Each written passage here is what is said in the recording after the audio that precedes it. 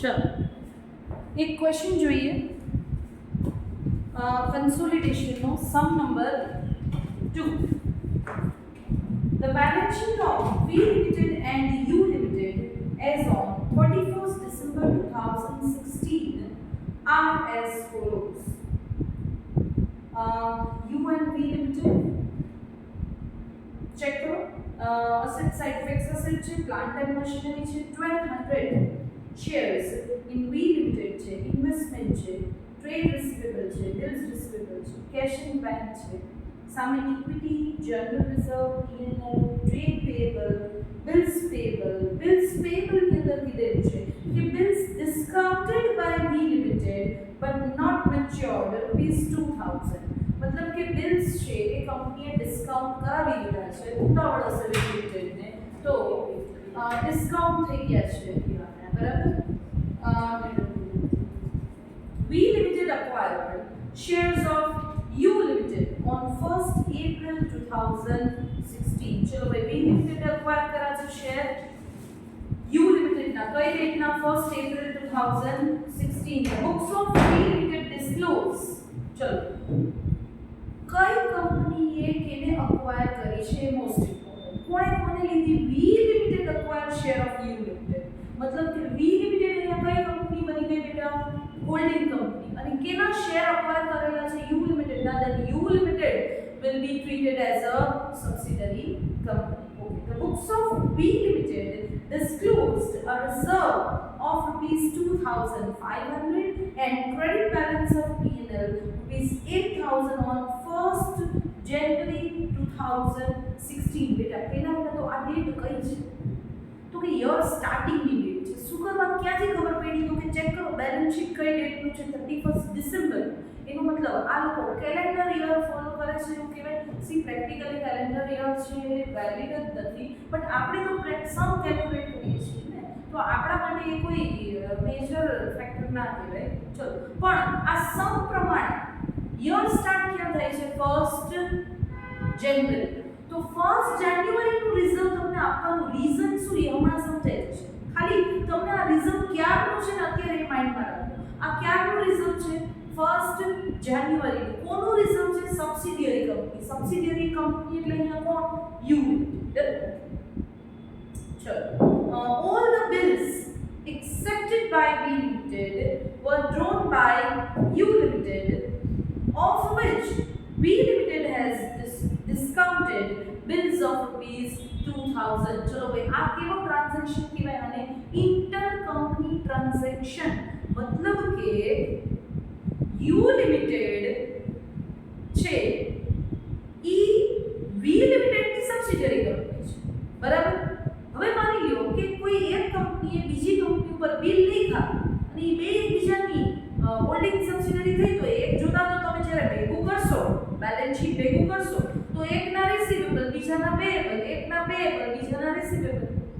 સહી હશે? તો ઈ તમે એક બાજુથી માની લો 5000 છે એના બિલ લખેલા છે, તો એક બાજુથી માની લો મારે સામેવાળી કંપની પાસેથી લેવાના 5000 છે, તો ડેફિનેટલી એને મને દેવાના 5000 થયા. તો મારા માટે રિસીવેબલ 5000 થયા, એના માટે પેયેબલ 5000 થયા. તો બેટા હું એક બાજુ મારી પાસેથી રિસીવેબલ બતાવું 5000 અને એક બાજુ લાયબિલિટી સાઈડ પેયેબલ બતાવું 5000. તો બેટા આવું પ્રેઝન્ટેશન પ્રોપર લાગે ને એટલા માટે હંમેશા ઇન્ટર કંપની ટ્રાન્ઝેક્શન સામસામા ડિલીટ એટલે કે કેન્સલ આઉટ થાય છે. ખાસ આ વસ્તુ ઇમ્પોર્ટન્ટ છે બરાબર. ઇન્ટર કંપની જેટલા ટ્રાન્ઝેક્શન નીકળશે એ બધા આપણે સામસામા મતલબ ડેટર ક્રેડિટર. તો માની લો મારા ડેટરમાં જ સામેવાળી સબસિડિયરી કંપની હોય બરાબર, તો એના ક્રેડિટરમાં હું હોઉં, તો એક બાજુ ક્રેડિટરમાં હું મને બતાવું, એક બાજુ ડેટરમાં હું એને બતાવું. આવું સારું લાગે નહીં. આપણે એ સામસામા શું કરી દઈશું એટલે એમાંથી કેન્સલ આઉટ. એવી જ રીતના બરાબર તમને માની લો કે ડેટર ક્રેડિટરની જગ્યાએ આપણે અહીંયા શું આપે છે? ટ્રેડ રિસીવેબલ અને ટ્રેડ પેયેબલ. તો સામસામા શું થશે? જો હશે તો કેસે એટલે આપણે સામસામા શું કરી દઈશું? કેન્સલ. રીઝન આને કેવા ટ્રાન્ઝેક્શન કહેવાય છે? Inter company transaction. હવે સામે ઇન્ટર કંપની ટ્રાન્ઝેક્શન જ્યાં સુધી છે ને તે એટલી અમાઉન્ટ પૂરતા જ તમે શું કરશો? સામસામે અમાઉન્ટ કેન્સલ કરશો. જેમ કે મારે તમારી પાસેથી 5000 લેવાના છે, બિલ્સ બે લખ્યા છે બરાબર. તો 5000 બિલ્સ મેં લખેલા છે તો મારા માટે બિલ્સ રિસીવેબલ, તમારા માટે બિલ્સ પેયેબલ. પણ માની લો મારા માટે રિસીવેબલ છે ને, બરાબર, તો મેં તમારી આગળ બિલ્સ લખાવીને સાઇન કરાવ્યા, તો બિલ્સ મારી આગળ પડ્યા છે, તો મારે તમારી આગળથી મેચ્યોરિટી ડેટ ઉપર 5000 લેવાના છે. એ ડેટ આપણે ડિસાઈડ કરશું મહિના પછીની, 15 દિવસ પછી, વોટએવર ધ ટર્મ્સ મે બી, બરાબર. પણ એ ટર્મના કમ્પ્લીશન પહેલા માની લો મારે પૈસાની જરૂર પડી, તો મેં 5000 માંથી મેં શું કરી દીધું ખબર છે, 2000 ના બિલ્સ છે ને હું બેંક પાસે જઈને ડિસ્કાઉન્ટ કરાવી દીધું. મારે અર્લી રિક્વાયરમેન્ટ છે, બરાબર, તો હું 2000 ના ડિસ્કાઉન્ટ કરી દીધું. તો બેટા હવે ઇન્ટર કંપની 5000 રહ્યા નહીં, ભલે મેઇન બિલનો ફિગર છે 5000 છે, બટ સ્ટીલ એ 5000 રહેશે નહીં. શું થશે ભાઈ, એમાંથી 2000 ના બિલ જે મેં ડિસ્કાઉન્ટ કરી દીધા એ ઇન્ટર કંપની કહેવાય નહીં. હવે ઇન્ટર કંપની ખાલી કેટલા કહેવાય, 3000. તો બેટા 3000 સામસામા બિલ્સ પેયેબલ અને બિલ્સ રિસીવેબલ માંથી માઈનસ કરશું, 5000 કરશું નહીં. તો આ વસ્તુ ખાસ યાદ રાખવાનું છે. Okay, fine. The trade receivable of V Limited include 3000 receivable from U Limited. मतलब કે total trade receivable માંથી 3000 ના trade receivable છે મારે કોની પાસેથી કલેક્ટ કરવાના છે, U Limited પાસેથી. તો 3000 પૂરતી અમાઉન્ટ શું થઈ બેટા, ઇન્ટરકંપની ટ્રાન્ઝેક્શન માઈનસ કરશું, બરાબર. ચલો હવે સમ છે એ આપણે સ્ટાર્ટ કરીએ. Prepare from the following information prepare consolidated balance sheet. તમારે બેનું મર્જ બેલેન્સ શીટ બનાવવાનું છે, બેનું બેલેન્સ શીટ છે કનેક્ટ કરવાનું છે. ડન. તો સ્ટેપ્સ જે મેં તમને લાસ્ટ લેક્ચરમાં કીધા હતા એ ખાસ ચેક કરશો. ભાઈ સ્ટેપ નંબર 1 ચલો ડિસાઈડ કરો. આ સમ નંબર 3 છે આપણે સમ નંબર 3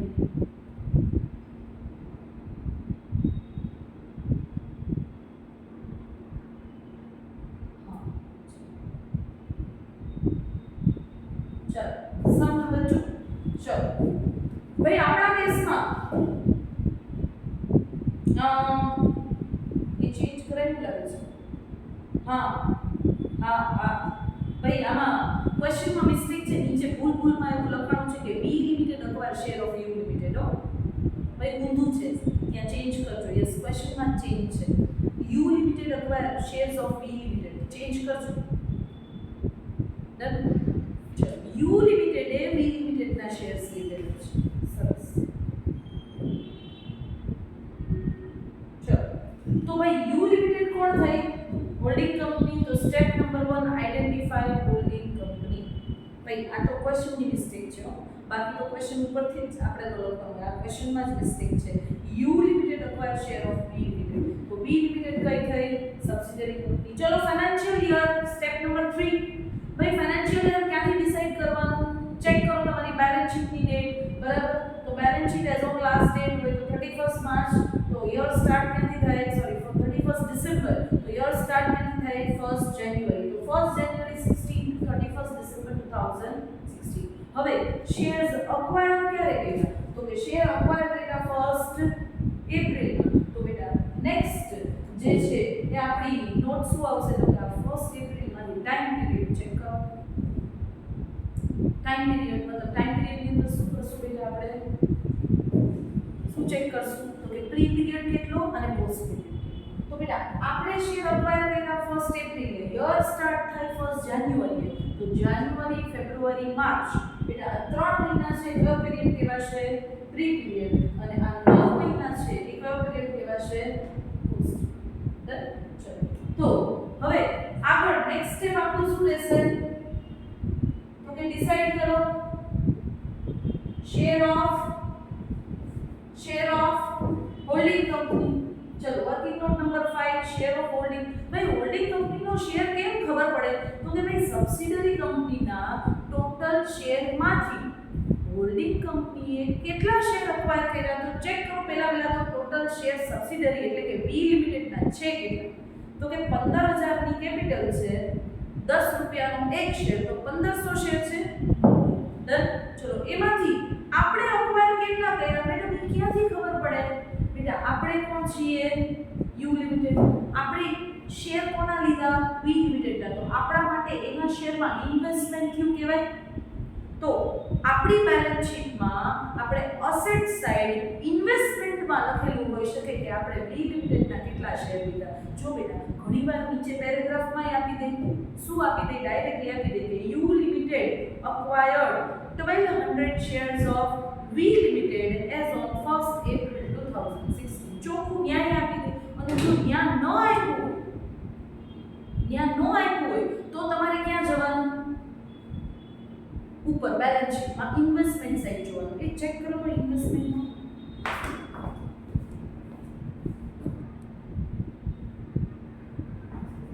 દેખાય છે. ઇન્વેસ્ટમેન્ટમાં 1200 શેર્સ ઓફ વી લિમિટેડ દેખાય છે. 30000 ના આપણે પરચેસ કર્યા છે, પણ કેટલા? મારે તો એ જ કામનું છે. ટોટલ નંબર ઓફ શેર કેટલા છે? 1500. બેટા એમાંથી આપણે કેટલા અક્વાયર કર્યા? 1200. તો આપણું હોલ્ડિંગ કેટલું? 80%. બરાબર છે. ચલો આપણે કોણ થયા? Holding company. બરાબર. રીઝન આપણી પાસે કેટલા શેર છે? 80%. અચ્છા, તો જો ટોટલ 100% હોલ્ડિંગ માંથી 80% હોલ્ડિંગ આપણું હોય તો બીજા બધા આપણે મેજોરિટી શેર હોલ્ડર કહેવાય. બરાબર. તો બીજા બધા કોણ કહેવાય? Minority group. તો ભાઈ માઇનોરિટી ગ્રુપનું હોલ્ડિંગ કેટલું છે ચેક કરો તો કે ભાઈ આપણી પાસે જો 1500 માંથી 1200 હોય તો રિમેનિંગ શેર એટલી પાસે 300. 300 ડિવાઇડ બાય 1500 into 120%. ચલો હવે ઓલવેઝ આપણે આટલા સ્ટેપ કમ્પ્લીટ કરશું ભાઈ.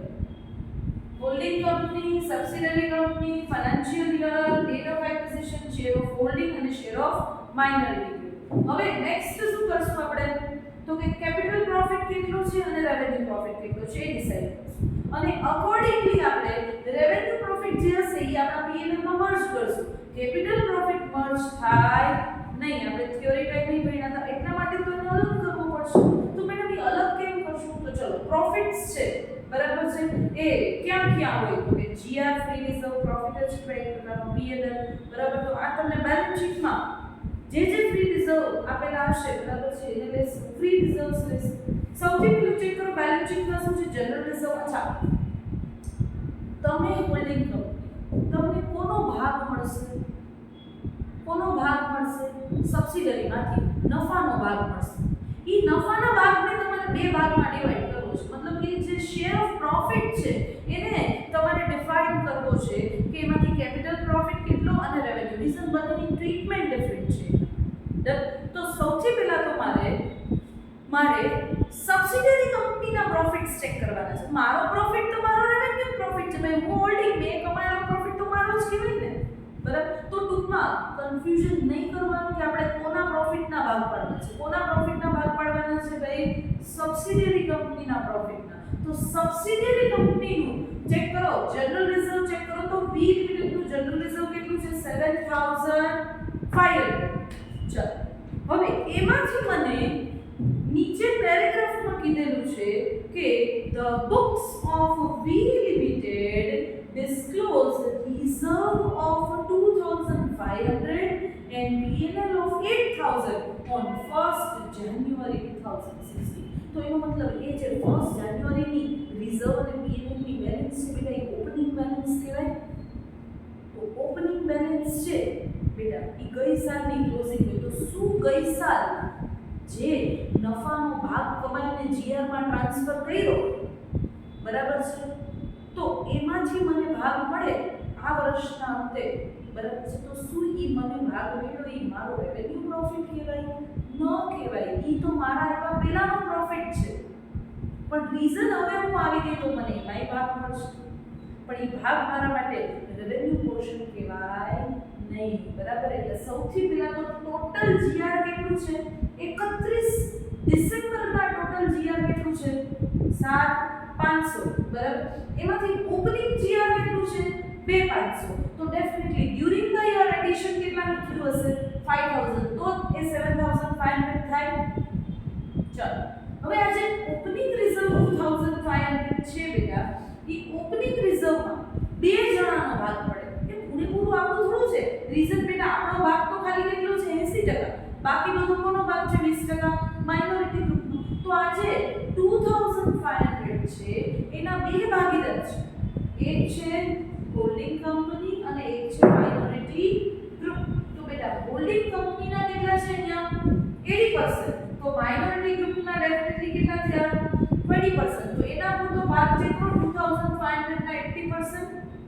2000 અને 20% 500 બેટા આ જે 2000 આપણને જે ભાગ મળે છે એ આપણા આવ્યા પહેલાનો ભાગ કહેવાય તો એ કયો પ્રોફિટ કહેશું આપણે એને સીપી લખ્યું છે ને કયો પ્રોફિટ કહેશું કેપિટલ પ્રોફિટ એવી જ રીતે ચેક કરો તો એડિશન થયું કેટલા ડ્યુરિંગ ધ યર બેટા હવે મને કહો ડ્યુરિંગ ધ યર પ્રોફિટ જે કમાણા બરાબર છે એમાં કેટલો ભાગ થયો કેટલો પાર્ટ થયો 5000 પણ એ 5000 છે એ તો જાન્યુઆરી ફેબ્રુઆરી માર્ચ એપ્રિલ મે જૂન જુલાઈ ઓગસ્ટ સપ્ટેમ્બર ઓક્ટોબર નવેમ્બર ડિસેમ્બર 12 મહિનાનું કહેવાય ને કઈ મારા એવા પછી જીઆરમાં બેલેન્સ આવી એવું હોય ન હોય તો બેટા એ તો 5000 છે એ પ્રોપોર્શનલી 12 મંથ્સ નો જીઆરનો પોર્શન છે તો મારે એમાંથી બે ભાગ પાડવા પડશે અગેન શું કામ કેમ કે એક પોર્શન એવો છે કે એ ટાઈમ પીરિયડમાં હોતી જ નહીં મતલબ કયો portion pre period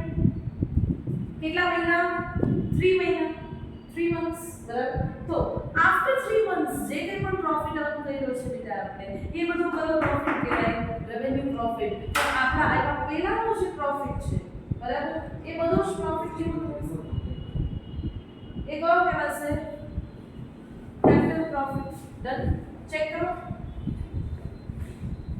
pre period profit કેટલો થશે 5000 ના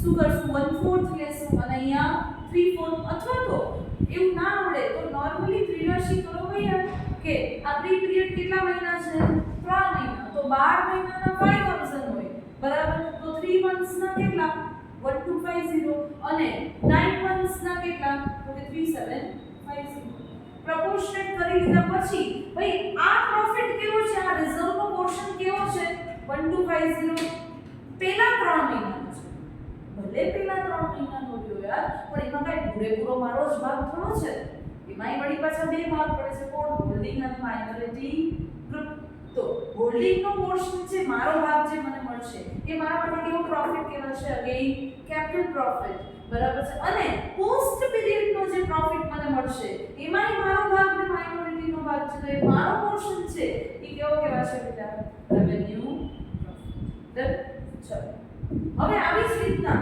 જીઆર પછી ભાઈ આપણી પાસે શું છે ચેક કરો પીએનએલ તો સેમ હવે તો પીએનએલ માટે તો સેમ થિંગ ચેક કરો પીએનએલ ની સબસિડિયરી કંપનીની બેલેન્સ કેવી 20000 એમાંથી ઓપનિંગ કેટલા 8 તો એડિશન ડ્યુરિંગ ધ યર કેટલું થયું 12000 કે ઓપનિંગ 8000 છે પણ પૂરેપૂરો મારો ભાગ થોડી છે બરાબર તો ચેક કરો પહેલા એમાં શું કરશું હોલ્ડિંગ કંપની 80% ના 6400 અને માઇનોરિટી ગ્રુપના 1600 હવે એડિશન થયું 12000 પણ ભાઈ પૂરેપૂરું એડિશન કઈ મારા એમાં પછી થોડી ન થયું હોય પહેલા 3 મહિનામાં પણ કંઈક કંપની અર્ન કરેલું હોય તો પ્રોપોર્શનેટ ભાગ કરો પ્રી પીરિયડના કેટલા 3 મંથના 3000 અને 9 મંથના 9000 ટોટલ 12000 પણ 3000 એ પૂરેપૂરા મારા થોડા છે એમાં બે ભાગ પડશે હોલ્ડિંગ નો ભાગ કેટલો એ પોર્શન કેવો કહેવાશે આ પ્રી પીરિયડ નો પ્રોફિટ કેવો કહેવાય બેટા કેપિટલ પ્રોફિટ અને જે પોસ્ટ પીરિયડ નો પ્રોફિટ મળશે